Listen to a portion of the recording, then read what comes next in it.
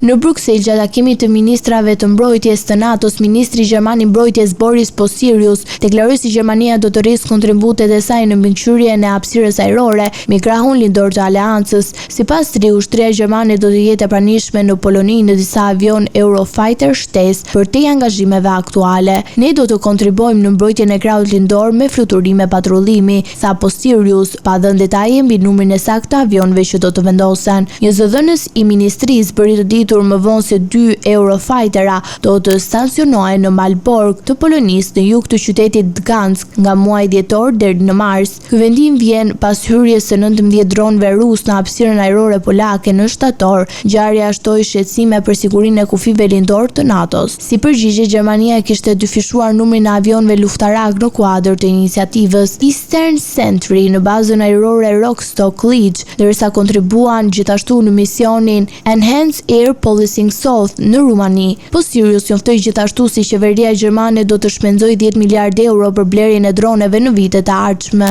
përfshirë drone zbuluese dhe sulmues, me synim për të modernizuar forcat ajrore dhe për të rritur kapacitetet mbrojtëse. Sjellja agresive e Rusisë tregon se nuk duhet të ulin vigjilencën për asnjë moment, u shpreh ministri gjerman. Në takimin e Brukselit, forcimi i mbrojtjes ishte tema qendrore. Shefi i aleancës Mark Rutte theksoi se NATO mbetet e aftë të mbrojtë të gjithë territorin e saj, por paralajmëroi se përballë sfidave të reja, vendet anëtare duhet të veprojnë dhe më shumë shpejtësi dhe vendosmëri.